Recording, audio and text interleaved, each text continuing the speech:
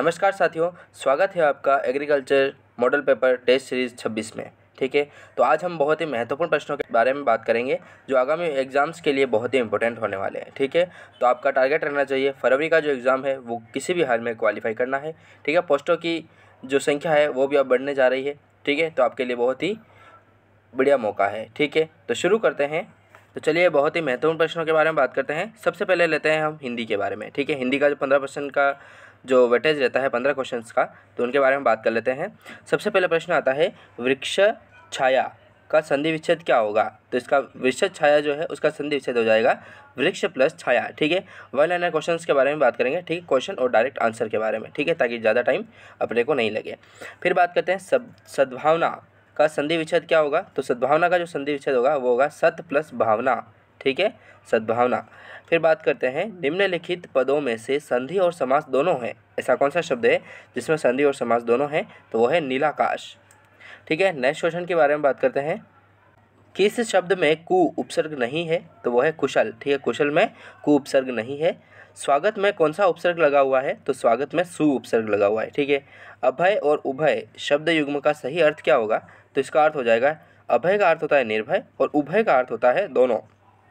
ठीक है, अभय का अर्थ हो जाएगा निर्भय और उभय का अर्थ होगा दोनों। कम या नपातुला खर्च करने वाले को क्या कहा जाता है। ठीक है, तो उसको मित व्ययी कहा जाता है। ठीक है, मित का अर्थ होता है कम और व्यय यानी खर्च करने वाला। ठीक है, तो कम या नपातुला जो खर्च करने वाला होता है उसे मित व्ययी कहा जाता है। ठीक है, फिर बात करते हैं इन प्रत्यय का प्रयोग किस शब्द में हुआ है। तो वो हुआ है पुजारिन में। ठीक है, ठीक है, चिन्ह में इन का प्रयोग नहीं हुआ है, कठिन में भी नहीं हुआ है और मीन में भी नहीं हुआ है। तो इन जो प्रत्यय है वो पुजारिन में लगा हुआ है। फिर बात करते हैं अनुरक्त का विलोम शब्द क्या होगा। तो अनुरक्त का विलोम हो जाएगा विरक्त।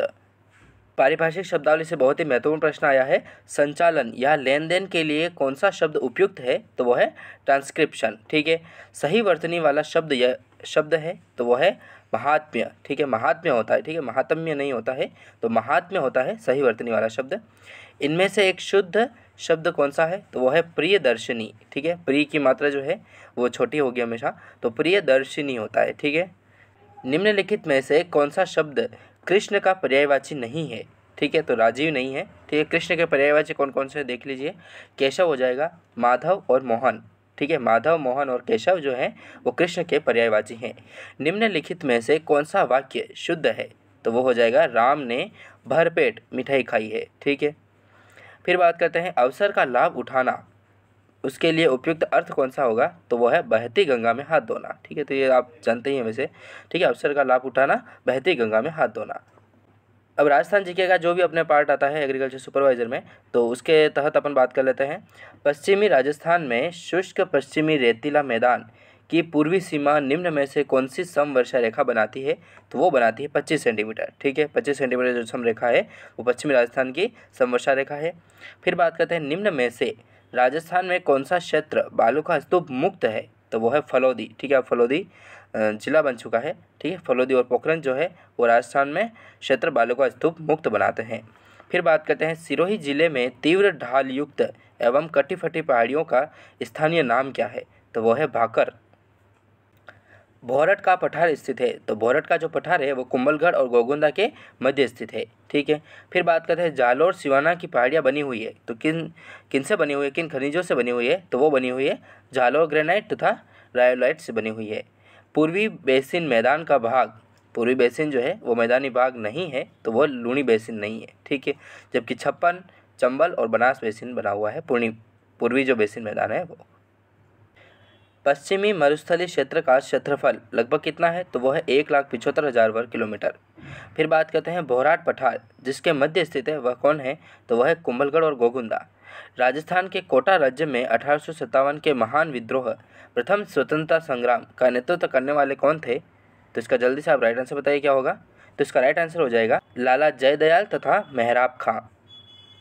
करौली राज्य ने 1857 के विद्रोह के दौरान किस राज्य की सहायता हेतु अपनी सेना भेजी थी। तो वो था कोटा। फिर बात करते हैं राजपूताना मध्य भारत सभा, राजपूताना मध्य भारत सभा का तीसरा अधिवेशन कहाँ पर हुआ था। तो ये होता है अजमेर में। फिर बात करते हैं 1857 के क्रांति के समय करौली का शासक कौन था। तो वो थे महाराजा मदन पाल। 28वां बहुत ही महत्वपूर्ण प्रश्न आता है, जेल में अन्याय के खिलाफ भूख हड़ताल के कारण मारवाड़ लोक परिषद के किस नेता की मृत्यु 19 जून 1942 को हुई थी? तो ये होती है बाल मुकुंद बिस्सा के द्वारा। ठीक है, बहुत ही इंपॉर्टेंट है। महात्मा गांधी के पुत्र के उपनाम से प्रसिद्ध है, तो वो है जमनालाल बजाज। ठीक है, गांधी जी का 5वां पुत्र जमनालाल बजाज को जाना जाता है। निम्नलिखित में से कौन सा एक भरतपुर राज्य के स्वतंत्र आंदोलन के नेता थे? तो वो थे किशन लाल जोशी। बिजोलिया किसान आंदोलन के किस जाति के किसान सर्वाधिक संख्या में थे? तो वो थे धाकड़। राजस्थान कृषक आंदोलन का प्रारंभ सर्वप्रथम कहाँ पर होता है? तो वो होता है बिजोलिया में। बिजोलिया ठिकाने का संस्थापक कौन थे? तो वो थे अशोक परमार। निम्नलिखित में से प्रजामंडलों का मुख्य उद्देश्य क्या था? तो वो था नागरिकों के अधिकारों के लिए संघर्ष करना। राजस्थान का प्रथम प्रजामंडल था, तो वो था जयपुर। सुवर्णगिरी किस किले को कहा जाता है? तो सुवर्णगिरी जो है वो जालोर किले को कहा जाता है, सुवर्णगिरी। और स्वर्णगिरी किस दुर्ग को कहा जाता है, ये आप कमेंट करके बता सकते हैं। एक खंभा या थंबा महल के नाम से प्रसिद्ध प्रहरी मीनार का निर्माण किसने करवाया था? तो वो कराया जाता है महाराजा अजित सिंह के द्वारा। जोधपुर में प्राचीन राजाओं की छत्रियों एवं उद्यान के लिए प्रसिद्ध स्थान का नाम क्या है? तो वो है मंडोर। निम्नलिखित में से कौन सा एक मंदिर गुर्जर प्रतिहार शैली का माना जाता है? तो वो है सोमेश्वर मंदिर, जो किराड़ू बाड़मेर में स्थित है। झालावाड़ शैली की राजपूत पेंटिंग किस राजपूत पेंटिंग स्कूल का हिस्सा है? तो वो है हाड़ौती। गोवंश की कौन सी नस्ल द्विप्रयोजनी है? तो वो हो जाएगी हरियाणा और थारपारकर। फिर बात करते हैं एफएमडी का सामान्यतः होता है। तो एफएमडी जो है वो विभाजित खुर वाले जानवरों में होता है। राजस्थान में निम्न भेड़ों की नस्ल में कौन सी नस्ल सबसे अच्छी ऊन पैदा करती है? तो वो है चोकला नस्ल। दुधारू पशुओं में समय समय पर कौन कौन सी संक्रामक बीमारियों का परीक्षण करवाना चाहिए? तो वो होता है थनैला रोग। ठीक है, जिसे मेस्टाइटिस कहा जाता है। ठीक है, थन में गांठें पड़ने का कारण होता है थनैला रोग। कितनी अम्लता पर दूध गर्म करने पर फट जाता है? तो वो होता है 0.22% पर। 4 सप्ताह से 8 सप्ताह की उम्र के चूज़ों को पालन गृहों में पालने की क्रिया को क्या कहा जाता है? तो वो कहा जाता है रियरिंग। ठीक है, ये एनिमल हस्बेंड्री के क्वेश्चन आ चुके हैं। तो ठीक है, रियरिंग कहा जाता है। 4 सप्ताह से 8 सप्ताह की उम्र में चूज़ों को पालने का जो गृह होता है वो क्रिया रियरिंग कहलाती है। चेचक रोग फाउल पॉक्स को जो प्रायः मुर्गियों में गर्मियों में होने वाला रोग है, इसका रोग कारक निम्न में से कौन सा है? तो इसका रोग कारक हो जाएगा, चेचक रोग का कारक हो जाएगा बोरोलियाओटा एबियम विषाणु के द्वारा। जुगाली करने वाले पशुओं, ठीक है, गाय भैंस भेड़ बकरी में कौन से दांत नहीं पाए जाते हैं? तो वो कील दांत नहीं पाए जाते, जिन्हें कैनाइन टीथ कहा जाता है, वो नहीं पाए जाते हैं, जबकि ऊँट में पाए जाते हैं। ठीक है, इसीलिए उसे आभासी या स्यूडोमोनास जीव कहा जाता है ऊँट को। फिर बात करते हैं पशु के निचले जबड़े में कृंतक दांतों की संख्या कितनी होती है? तो वो होती है 8। ऊँट को भारत में लाने का श्रेय किस शासक को जाता है? तो ये जाता है मोहम्मद बिन कासिम को। एक कुबड़ वाले ऊँट को क्या कहा जाता है? तो उसे अरेबियन ऊँट कहा जाता है। ठीक है, और बैक्टीरियन जो ऊँट है वो चारे में CF एवं TND क्रमशः कितना होता है? तो चारे में जो CF है वो 18% से ज़्यादा होता है, और TDN की बात करें तो वो होता है 60% से कम। भारत में बकरी की बड़ी एवं मैजेस्टिक नस्ल कौन सी है? तो वो हो जाएगी जमुनापरी। ऊनी गलीचे के लिए, ऊनी गलीचे जो होते हैं उनके लिए प्रसिद्ध भेड़ की कौन सी नस्ल है? तो वो है चोकला नस्ल। प्रायः किस पशु की पूंछ काटते हैं? तो भेड़ों की पूंछ जो है वो काटी जाती है। भेड़ों की पूंछ काटने की प्रक्रिया क्या कहलाती है, वो आप कमेंट करके बताएं। टोगनबर्ग नस्ल के संबंध में सत्य कथन है, तो उपयुक्त सभी कथन सत्य होंगे। तो टोगनबर्ग की विशेषताएं देख लीजिए। सींग रहित नस्ल है, एक दिन में 5 से 6 लीटर दूध देती है, बकरी का रंग चॉकलेटी रंग का होता है। ठीक है, ये जो टोगनबर्ग नस्ल है इसका रंग जो है वो चॉकलेटी रंग का होता है। मुर्गे के शरीर का तापमान, सामान्य तापमान एवं पल्स दर प्रति मिनट क्रमशः कितनी होती है? तो मुर्गी जो होती है या मुर्गे जो होते हैं उनके सामान्य तापमान जो है वो 107 डिग्री फ़ारेनहाइट होता है, और पल्स दर प्रति मिनट की बात करें तो 250 से 300 पल्स दर प्रति मिनट होती है। माल्टा फीवर किसे कहा जाता है? तो माल्टा फीवर जो है वो ब्रुसेलोसिस कहलाता है। महाशिवरात्रि पशु मेला राजस्थान के किस जिले में पड़ता है? तो ये पड़ता है करौली में। मृत पशु के मुंह, नाक, कान, गुदा, योनि आदि से काला रक्त निकलता है, तो ये किस बीमारी को इंगित करता है? बहुत ही इंपॉर्टेंट प्रश्न है। तो ये प्रश्न है एंथ्रेक्स, इसका राइट आंसर होगा। ठीक है, तो ये प्रश्न डिजीज से पूछा गया है, पशुओं से संबंधित। ठीक है, तो पशु के मुंह, नाक, कान, गुदा और योनि से काला रक्त अगर निकलता है तो वो एंथ्रेक्स बीमारी का लक्षण है। फिर बात करते हैं फेलेरिस माइनर, जिसे गुल्ली डंडा कहा जाता है। जो एक खरपतवार है, किस फसल की खरपतवार है, तो यह है गेहूं की। ठीक है, गेहूं की किस प्रकार की खरपतवार है, नकलची है या नहीं है, ये आप कमेंट करके बताएं। Phalaris minor. फसल का नाम बताएं जिससे अन्य की अपेक्षा भिन्न पादप भाग रेशे के रूप में प्रयोग होते हैं, तो वो है कपास। फिर बात करते हैं अंतर्राष्ट्रीय मक्का एवं गेहूं अनुसंधान समिति कहाँ स्थित है, तो यह स्थित है मैक्सिको में। एप्लाटॉक्सिन नामक विषैला पदार्थ किस फसल से संबंधित है, तो यह मूंगफली से संबंधित है। ठीक है, मूंगफली में एप्लाटॉक्सिन नामक विषैला पदार्थ पाया जाता है। नेक्स्ट क्वेश्चन की बात कर लेते हैं। गुणवत्ता युक्त मक्का से संबंधित जीन है। गुणवत्ता युक्त अगर मक्का है तो उसमें संबंधित जीन कौन सा होगा, तो वह होगा OPEC2। सरसों अनुसंधान निदेशालय द्वारा प्रथम संकर किस्म कौन सी बनाई गई थी, तो वो बनाई गई थी NRC HB 506। बहुत ही इंपॉर्टेंट है, आप याद रखिएगा इसे। फिर बात करते हैं गेहूं की फसल में सिंचाई की मुख्य क्रांतिक अवस्था कौन सी है। गेहूं की फसल सिंचाई जो करते हैं उसके लिए मुख्य क्रांतिक अवस्था कौन सी है, तो इसका राइट आंसर हो जाएगा शीर्ष जड़ें जमने के समय। ठीक है, जो क्रांतिक अवस्था है गेहूं की तो वो है शीर्ष जड़ें जमने के समय। फिर बात करते हैं मूंग फसल में प्रति हेक्टेयर उचित पौधों की संख्या क्या होती है। मूंग फसल जो होती है उसमें प्रति हेक्टेयर उचित पौधों की संख्या कितनी रखी जाती है, तो वो रखी जाती है 3,33,000। ठीक है। अनाज वाली फसलों में वायुमंडलीय नत्रजन का स्थिरीकरण किसके द्वारा किया जाता है, बहुत इंपॉर्टेंट है। अनाज वाली जो फसलों हैं उनमें वायुमंडलीय नत्रजन का जो स्थिरीकरण है वो किसके द्वारा किया जाता है, तो वो एजेटोबैक्टर के द्वारा किया जाता है। ठीक है, राइजोबियम के द्वारा नहीं किया जाता है, ये आप महत्वपूर्ण याद रखिएगा। ठीक है, तो अनाज वाली जो फसलें हैं उसमें वायुमंडलीय नत्रजन का स्थिरीकरण जो करती है वो एजेटोबैक्टर के द्वारा किया जाता है। इनमें से कौन सा एक कार्बनिक उर्वरक है, तो वह है यूरिया। फिर बात कर लेते हैं राजस्थान में जीरे का झुलसा रोग का कारक क्या है, तो वह है अल्टरनेरिया बर्नसाई। ठीक है, झुलसा यहाँ पर आ रहा है तो आप यहाँ से याद रख सकते हैं बर्न। ठीक है, बर्न का अर्थ होता है जलना और झुलसा का भी अर्थ होता है जलना। ठीक है, तो जीरे का झुलसा रोग जो है वो अल्टरनेरिया बर्नसाई के द्वारा होता है, जो इसका कारक है। फिर बात करते हैं आग की लपटों को खेती में अपनाया जाता है। ऐसी कौन सी खेती है जिसमें आग की लपटों को अपनाया जाता है, तो वो गन्ने की खेती में अपनाया जाता है। ठीक है, इसका कारण यह होता है कि जो गन्ने की पत्तियां हैं वो खेत में गिर जाती है तो उसकी वजह से आग की लपटों के द्वारा उसको जलाया जाता है।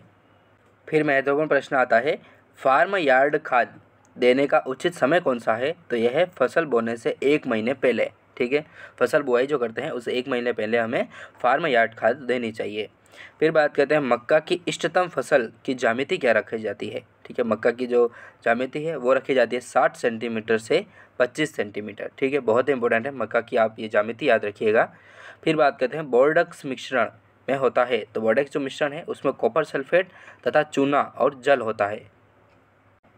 एस्फोडिलस टेनिफोलियस किस फसल का प्रमुख खरपतवार कहलाता है, तो वो कहलाता है चने का। ठीक है, चने का बहुत ही महत्वपूर्ण खरपतवार है, तो इसे याद रखिएगा। फिर बात करते हैं वायुमंडल में नाइट्रोजन, ऑक्सीजन और कार्बन डाइऑक्साइड के साथ एक और मुख्य गैस कौन सी पाई जाती है, तो वो है आर्गन। फिर बात करते हैं वायुमंडल की सबसे निचली वाली परत को क्या कहा जाता है, तो उसे ट्रोपोस्फियर कहा जाता है। ठीक है, अब इंग्लिश वर्ड भी आपको एज इट इज पूछे जाने लगे हैं, तो क्षोभ मंडल याद नहीं रखिएगा, ट्रोपोस्फियर याद रखिएगा। ठीक है, तो नेक्स्ट ब्लैक आर्म और रेड रोट क्रमशः किस रोग के हैं, तो जो ब्लैक आर्म है वो कपास का हो जाएगा और रेड रोट जो है वो गन्ने का हो जाएगा। ठीक है, गन्ने में जो लाल धारी पड़ जाती है उसे रेड रोट के नाम से जाना जाता है, और ब्लैक आर्म, ठीक है, काला जो उसका बॉल होता है कपास का, तो ब्लैक आर्म उसको संबंधित है। ठीक है, इस रोग से कपास का। ठीक है, तो रेड रोट हो जाएगा गन्ने का और ब्लैक आर्म हो जाएगा कपास का। 5000 ppm कितने प्रतिशत के समान होता है, तो ये होता है 0.5% के। ठीक है, तो बहुत इंपॉर्टेंट है, 0.5% में 5000 ppm आते हैं। फिर बात करते हैं काशी आर्कर रोग किसकी कमी से होता है, तो ये होता है प्रोटीन की कमी से। ठीक है, काशी आर्कर रोग प्रोटीन की कमी से होता है। नीम का कुल है, तो नीम जो है वो एक औषधीय प्लांट है। ठीक है, तो नीम का जो कुल है वो हो जाएगा मिलिएसी। फिर बात करते हैं निम्न में से कौन सा सूक्ष्म जीव डिब्बाबंद फलों एवं सब्जियों में संपूर्ण विषाक्तता उत्पन्न करता है, तो वो हो जाएगा क्लोस्ट्रीडियम बोटुलिनम। ठीक है, तो बहुत इंपॉर्टेंट है, विषाक्तता उत्पन्न करने वाला कौन सा है, तो वह है क्लोस्ट्रीडियम बोटुलिनम। ठीक है, किसमें, तो सूक्ष्म जीव डिब्बाबंदी जो सब्जियां होती हैं उनमें विषाक्तता उत्पन्न करता है। फिर बात करते हैं अश्वगंधा के पौधे का कौन सा भाग उपयोग किया जाता है। ठीक है, जो अश्वगंधा है उसके कौन से भाग का उपयोग किया जाता है, तो वो उपयोग किया जाता है जड़ का। तुलसी के पौधे का कुल कौन सा है, तुलसी का जो पौधा है उसका कुल कौन सा है, तो वो हो जाएगा लिबिएटी। फिर बात करते हैं 5 किलोग्राम टमाटर सॉस में कितने ग्राम लहसुन का उपयोग किया जाता है। 5 किलोग्राम जो टमाटर सॉस बनाया जाता है उसमें लहसुन कितना प्रयोग किया जाता है, तो वो प्रयोग किया जाता है 25 ग्राम। ठीक है, बहुत ही इंपॉर्टेंट है, एज इट इज़ क्वेश्चन आ सकते हैं आपके। फिर बात करते हैं निम्न में से किस हार्मोन के कारण शीर्ष प्रभाविता उत्पन्न होती है, तो ये होती है ऑक्सिन के कारण। ठीक है, ऑक्सिन जो हार्मोन है उसके कारण शीर्ष प्रभाविता उत्पन्न होती है। इसबगोल का उपयोगी भाग है, इसबगोल है उसका उपयोगी भाग कौन सा है, तो वह है भूसी एवं बीज। ठीक है, इसका जो खाकला होता है वो और इसका बीज उपयोग किया जाता है उपयोग इसबगोल का। ठीक है, बहुत ही उपयोगी होता है। फिर बात करते हैं रिंग बडिंग से प्रवर्धन करते हैं, तो रिंग बडिंग जो है वो बेर में की जाती है। ठीक है, चिप बडिंग किस में की जाती है ये आप कमेंट करके बताएं। फिर बात करते हैं नेक्टर बनाने के लिए 20% जूस के लिए TSS एवं अम्ल की मात्रा होनी चाहिए। नेक्टर बनाने के लिए 20% जूस के लिए TSS एवं अम्ल की मात्रा कितनी होनी चाहिए, तो वो होनी चाहिए 15% एवं 0.3%। कर लेते हैं महत्वपूर्ण प्रश्न के बारे में, तो वो आता है फल तथा सब्जियों में तुड़ाई के बाद सही प्रबंधन नहीं करने के कारण औसतन कितने प्रतिशत तक की हानि होती है, तो वो होती है 30%। ठीक है, तो ये बहुत इंपॉर्टेंट है। सबसे ज़्यादा जो हानि होती है, ठीक है, तो वो होती है अंगूर में। ठीक है, अंगूर की अगर तुड़ाई करने के बाद आप उसको होल्ड रख देते हैं थोड़ी देर, तो उससे बहुत ही। फिर बात करते हैं पूसा केतकी किसकी किस्म है, तो पूसा केतकी जो है वो फूल गोभी की किस्म है। ठीक है, फिर बात करते हैं जेली बनाने के लिए पानी की उपयुक्त मात्रा कितनी होनी चाहिए, तो वो होनी चाहिए 33 से 38%। भारत में प्रथम फल एवं सब्जी प्रोसेसिंग कारखाना कब एवं कहाँ स्थापित किया गया था, तो ये किया जाता है मुंबई महाराष्ट्र में 1935 में। ठीक है, फल एवं सब्जी प्रोसेसिंग जो कारखाना है मुंबई महाराष्ट्र में 1935 में किया जाता है। फिर बात करते हैं खरबूज की गुणसूत्र संख्या जो 2n है वो कितनी है, तो वो हो जाएगी 24। सब्जियों में सड़ने की जो समस्या है वो फूल गोभी में सर्वाधिक पाई जाती है। ठीक है, निम्न में से नॉन क्लाइमेट्रिक फल है, तो नॉन क्लाइमेट्रिक फल कौन कौन से देख लीजिए। एक तो नींबू वर्गीय फल हो जाएगा, अनार एवं जामुन हो जाएगा, अंगूर एवं बेर हो जाएगा। ठीक है, तो नॉन क्लाइमेट्रिक फल नींबू, अनार, जामुन और अंगूर और बेर हो जाएंगे। ठीक है, अब इसकी ट्रिक क्या है, तो वो देख लीजिए। नींबू जो नॉन क्लाइमेट्रिक होते हैं उनकी आप याद रखिएगा, जो फल खट्टे होते हैं वो नॉन क्लाइमेट्रिक के तहत आते हैं और जो फल मीठे होते हैं वो क्लाइमेट्रिक के तहत आते हैं। ठीक है, तो नींबू वर्गीय फल देख लीजिए, जो भी नींबू वर्गीय हैं वो सारे खट्टे होते हैं। अनार खट्टा होता है, जामुन और अंगूर और बेर ये जो है वो नॉन क्लाइमेट्रिक के तहत आएंगे क्योंकि ये खट्टे होते हैं, और जो क्लाइमेट्रिक के तहत आएंगे वो होंगे मीठे फल। ठीक है, तो फिर बात करें नेक्स्ट क्वेश्चन के बारे में, तो लीची का खाने योग्य भाग कौन सा है। लीची का खाने योग्य भाग जो है वो एरिल हो जाएगा। ठीक है, फिर बात करते हैं आलू की खेती का pH कितना होना चाहिए, तो वो रखा जाता है 5.5 से 6.5। ठीक है, बहुत इंपॉर्टेंट है। नेक्स्ट क्वेश्चन की बात कर लेते हैं। अंतिम और महत्वपूर्ण प्रश्न आता है मूली की प्रति हेक्टेयर बीज दर क्या है। मूली की जो प्रति हेक्टेयर बीज दर रखी जाती है वो कितनी रखी जाती है, तो ये रखी जाती है 9 से 12 किलो। ठीक है, तो ये था अपने महत्वपूर्ण 100 क्वेश्चंस के बारे में हमने बात की। तो मॉडल पेपर की बात हो गई है। ठीक है, नेक्स्ट मॉडल पेपर की बात करेंगे हम कल, तो जुड़े रहिए और आप साथ रखिएगा। ठीक है, तो मिलते हैं नेक्स्ट क्लास में दोस्तों, तब तक के लिए जय हिंद, जय भारत, वंदे मातरम।